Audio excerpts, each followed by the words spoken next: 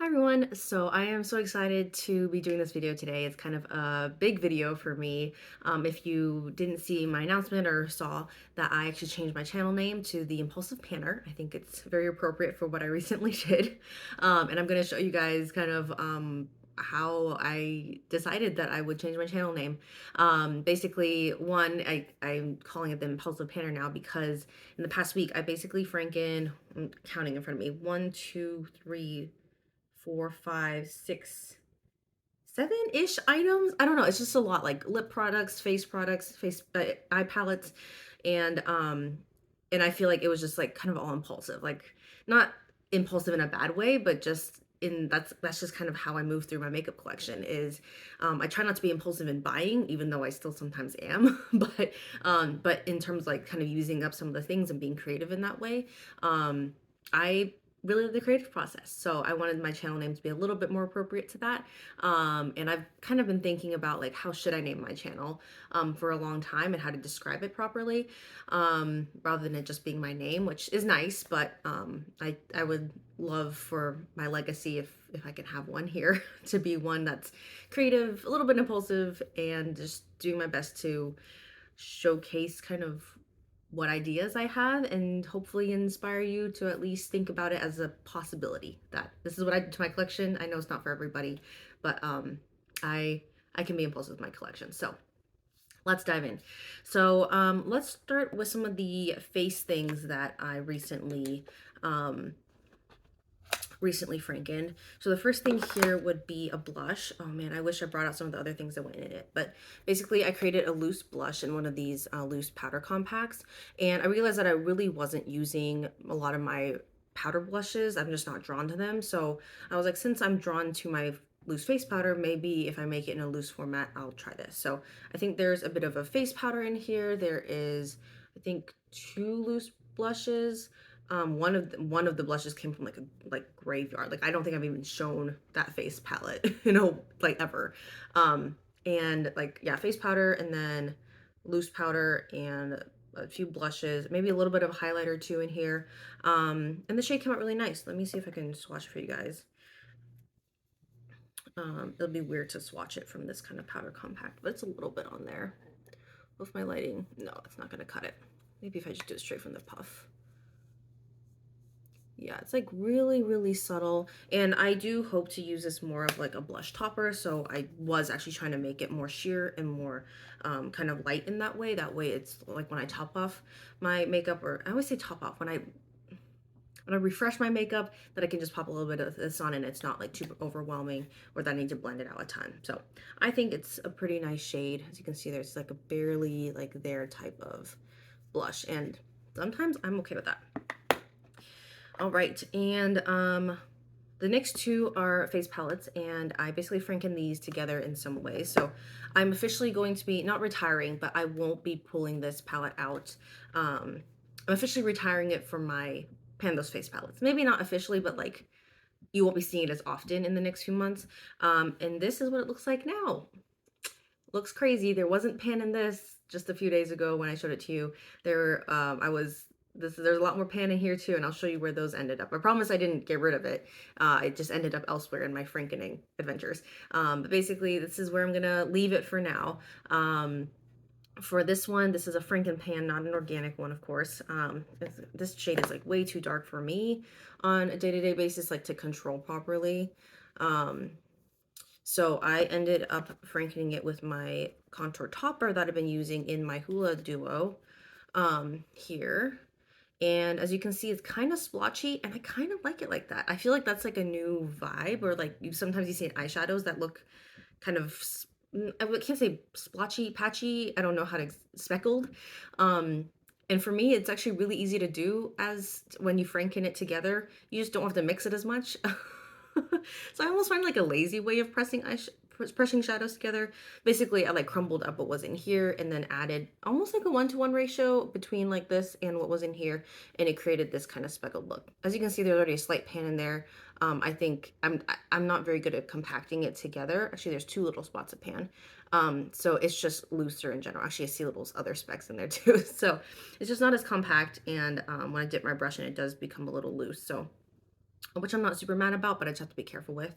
So, so this one I'll be using more as my day to day now, as like a actual contour, and not just a contour topper. So, um, yeah, so it's good, nice to finally see pan in here. I was wondering how or when it was going to happen, and this is how it happened. So for this one, this was the cream blush in here, and actually this is a good segue into the next thing I want to show is that yeah, since I was only reaching to this palette for this shade, I was like, how much of this shade would fit into my eyeshadow palette? Basically, I went crazy with my eyeshadow palette, and this is what it looks like now. And that cream shade is up here. Basically, what happened, if you saw my last Pan That Face palette, I was really only using these two shades. I had cleared up the cream shade in here. This is a shimmery shade where I was only using on my cream eyeshadow. This was also a green, kind of like a silvery green shimmer shade that I wasn't reaching on a daily basis, and I was also putting into my cream eyeshadow. I had actually had put the cream eyeshadow in this spot, but it was actually starting to dry out. I guess I guess it really needs like an airtight packaging that, you know, like the paint pot comes in. So I ended up putting it back in there just to like save it. So then I was left with 4 empty pans pretty much, or like what will be 4 empty pans. So I was like, all right, since I would like to be reaching, and I would love to enjoy reaching into this palette every day. I don't have another shimmer really that you know, that's in here right now that I really want to use on a daily basis. Wow, that was rough. A daily basis, I would have to reach into other palettes, and I just don't like to keep opening and closing palettes during my everyday face routine, makeup routine. So I ended up was like, all right, I'm just gonna bring all those shimmery shadows, put them into my paint pot. So one and done. I am finally, this is the final mix. I'll just be using it just like from here. From now on, this is all of those shimmery shades mixed with groundwork. It's just all in there now. I don't have to worry about dipping back and forth and it having it crumble on me in the eyeshadow palette. I told you guys how much of a struggle I had with that. So then I ended up bringing in some of my favorite eyeshadows from MAC, which I'm very excited about. So this is, so as you can see, there's some half pans. This is another speckled pan. So again, kind of like lazy Franken makeuping, but I think it's pretty. So that's why I just kind of run with it. So this is the cream, this is the cream blush that I just talked about. This is MAC Motif, and I think MAC Honey Lust? Is that the name of it? It's like a super shimmery one. And I often just mix the two together. So let's see if I can somehow get swatches for you guys. So this is Motif. This is I think it's Honey Lust. I can't remember. So they're kind of like that. And then I'm just going to mix them together and swatch it on top here. And yeah, just like I use it as a really subtle shimmery shade. And then this one is MAC, is that one the MAC one? Yes, MAC All That Glitters and MAC Expensive Pink. Both are some of my favorite shades. Wipe off my fingers just a little bit. Expensive Pink is really pretty, but it's a little bit too pink. So I love mixing these two. Arm swatch. And then we mix the two together. And I usually use them mixed together as well. And that's actually what I have in my eyes right now.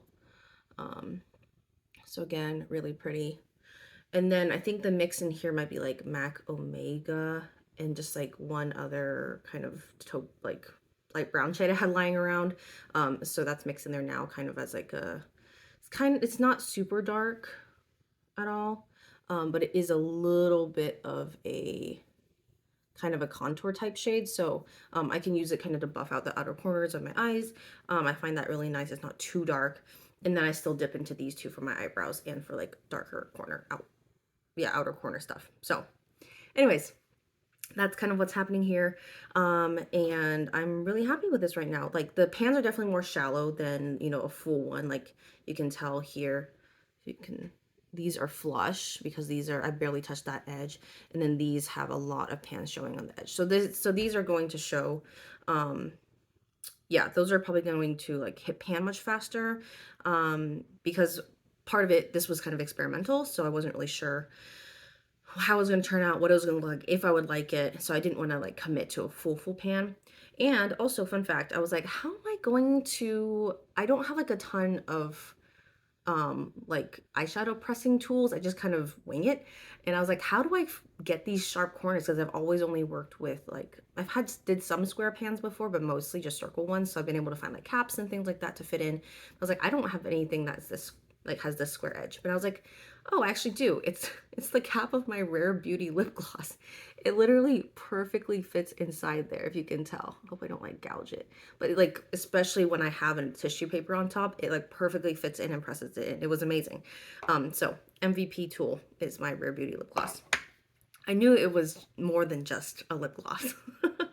So yeah, so this is going to be what my Pan That Eye palette looks like now. And I will probably be using this one as my Pan That Face palette in, you know, whenever I update next. I'll still be using my my lip palette for that. So I'll probably recap my Pan Those Face palette at the very end of this video, but just to quickly show you, that's kind of where I'm at now. And then another eyeshadow palette that I did is actually going to be a gift.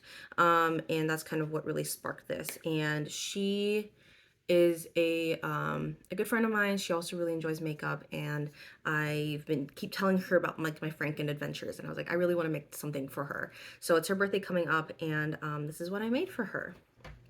It's an 8-color 4-pan shadow. I'll have to clean this a little bit before I give it to her, but as you can see, there's kind of, I don't really go for like a specific color story. I just kind of went for shades that I really enjoyed, some that I'm hoping she'll enjoy. Some honestly I don't really use very much, so I hope that she'll get some use out of them. And that it'll just kind of be kind of a mix of things for her to work with. There's some cool tones, there's some warm tones. There's of course a pop of color in there that I think she'll really enjoy. She's much more colorful than I am. So, but I did try to stick with like similar like finishes when I was pressing them together, just so that it would allow for kind of better consistency. So a few of the shades I remember is, this might be the same MAC Honey.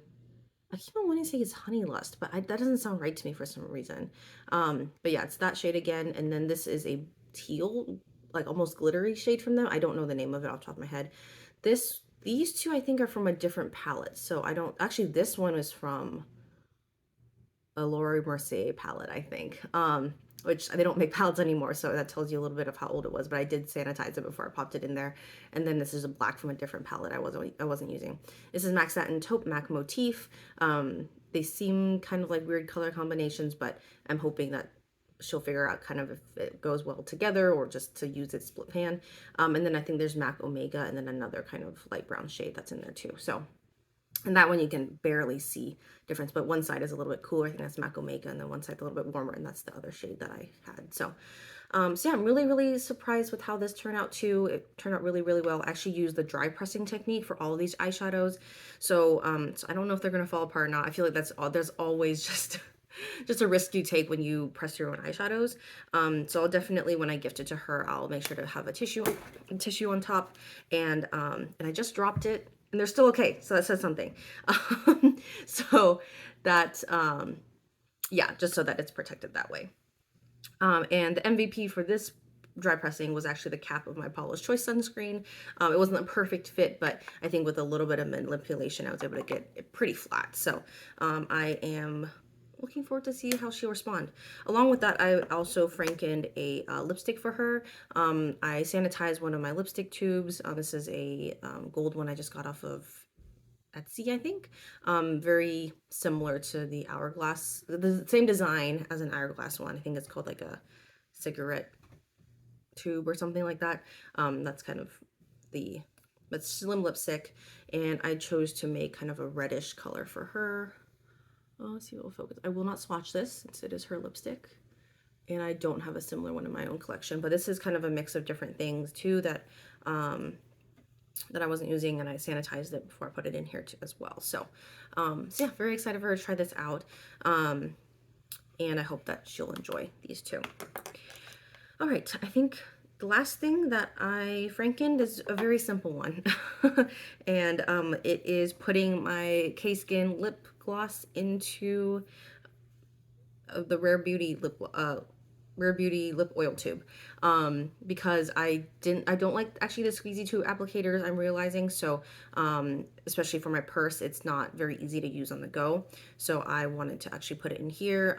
I never thought I'd pull this packaging out again because I was like, oh, it's opaque, I can't see anything, can't see my progress. But because it's a sunscreen and this is also packaged in opaque packaging, I want to respect the sunscreen and not let it go bad just because I want to expose it to sunlight or whatever, even though it barely see the light of day because it'd be in my purse. But I guess I didn't think of that. But anyhow, yeah, I had like a little tiny bit of tint in here, so I was like, oh, maybe I'll give just a tiny bit of tint to the lip gloss, since this one has no color to it. So that actually brings, I did remark this because I am using this for my deck of panning, where I started here and then I decanted about this much. This holds about 3 milliliters, and this originally had 10 milliliters. So if that says anything too. So I should technically have like still 7 milliliters left in here, which is still a lot to use up. So I'll keep this in the house, I'll keep this in my purse and have this on the go, especially for the summer. So I'm looking forward to that.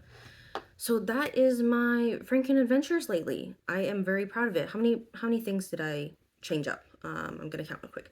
1, 2, 3, 4, 5, 6, 7, 8, 9, 10, 11, 12, 13, 14. 15. Oh my goodness, that's a lot. So yeah, I just kind of did it not all in one go, but it was very close together, and I think I'm gonna be done for a little bit. We'll see when the next Franken shenanigans pops in. But just to recap, my pan those palettes is going to be these 3 now, which doesn't look all that different, but just to show you kind of where I'm starting with this one. I've already hit some corner pan, but hope to make some progress on that before the next update there. And then this one is, I don't really know what goals to hit. I mean, it would be nice to see some progress in the cream blush, just continue to see progress there. I did hit side pan on this, like I said I would. Hope to hit side pan on this. So I'll just kind of use those organically and kind of try to hit that side pan there. And then these shades, I don't know if I'm ready to hit pan on them yet, but I'll be using these every day. I kind of use these two interchangeably since they're both shimmer. And then this one, maybe my goal is just to hit pan by the next one because the pan is pretty shallow. So that'd be nice to see. We'll see how crumbly these are, so I'll report back on that. But that's kind of on me and me continuing to learn how to press shadows and Franken things together. But hope you thought that this was kind of interesting. Please chime in if you think that my channel name change is appropriate for me. I think it is. And I'll probably be doing a more formal like makeup date and things like that you usually see in the next week or so. I have a few things that are still getting mailed to me. I did buy some things, so I wanted to include those before I kind of showcased it all together. But I feel like I had so many Franken products that I feel like I should dedicate a whole video to that, and just to celebrate a little bit of my new channel name, even though it's like barely a change. But to me, it's pretty exciting, and I hope that I'll continue to make some content that is aligned with me, the Impulsive Panner. So thanks so much for watching, and I'll see you in my next video. Bye.